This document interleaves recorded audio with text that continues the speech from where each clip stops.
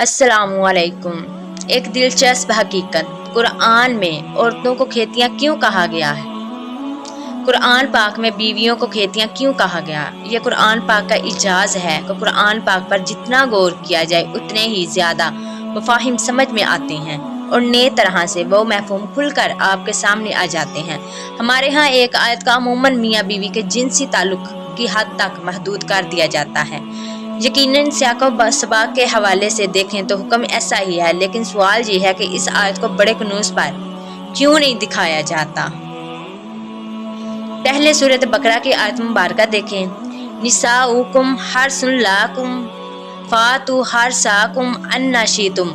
तर्जुमा, तुम्हारी औरतें तुम्हारे लिए खेतियां हैं, तो आओ अपनी खेती में जिस तरह चाहो। मुझे इससे इख्तलाफ नहीं कि यहाँ इस्लाम खानगी उलझनों को दूर करते हुए रहनुमाई कर रहा है, लेकिन गौर करें कि खेती की ही मिसाल क्यों दी गई। यहाँ लफ्ज़ खेती ने मुझे सोचने पर मजबूर किया कि तुम्हारी औरतें तुम्हारी खेतियां हैं। ज़्यादातर उलमा यहाँ खेती की मिसाल को औलाद से तबीर करते हैं। ये दुरुस्त है कि नस्ल इंसानी का फ़रोग यानी औलाद का फ़रोग औरत से ही है। जिस तरह बीज बोने पर खेती अनाज या फल देती है और इससे खेती में इजाफा होता है, या यूँ कहा जाए कि इससे खेती की नस्ल परवान चढ़ती है, बिल्कुल ऐसे ही इंसानी नस्ल का ताल्लुक औरत से है, जुड़ा हुआ है। यानी औरत ही औलाद को जन्म देती है और औरत की वजह से इंसान की नस्ल आगे बढ़ती है और इसमें इजाफा होता है। अब दूसरा रुख देखें।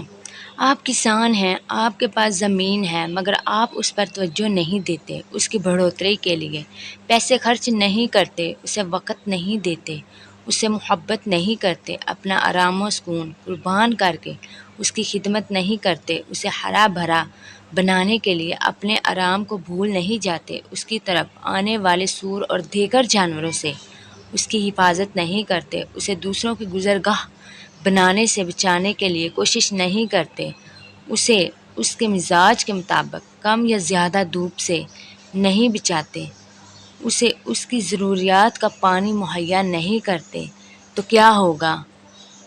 खेती सूख जाएगी, उजड़ जाएगी, आपको इसका फ़ायदा नहीं होगा, फल अनाज नहीं मिलेगा और आप उसको तबाह कर बैठेंगे। यहाँ ये सब सिर्फ एक लफ्ज़ खेती में छुपा हुआ है।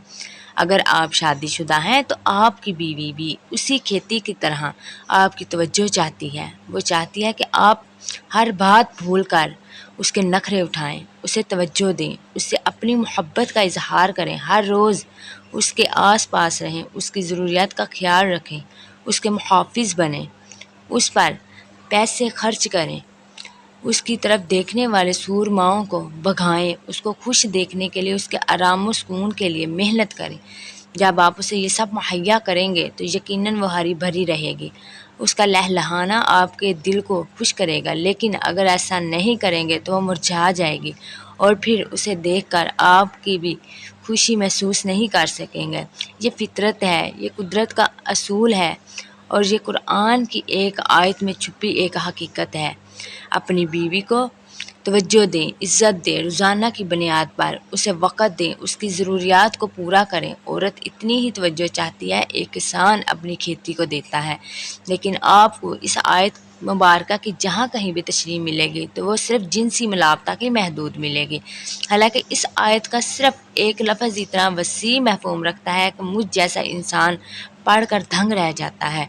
तो आज के बाद कोशिश कीजिए कि आप जब कभी भी कुरान पढ़ें तो उसको समझने की, लिखने की और उस पर दुरुस्त मानों में अमल करने की तौफीक मिले। जज़ाकल्लाह खैरन। अगर वीडियो अच्छी लगी तो लाइक और सब्सक्राइब कर दीजिएगा।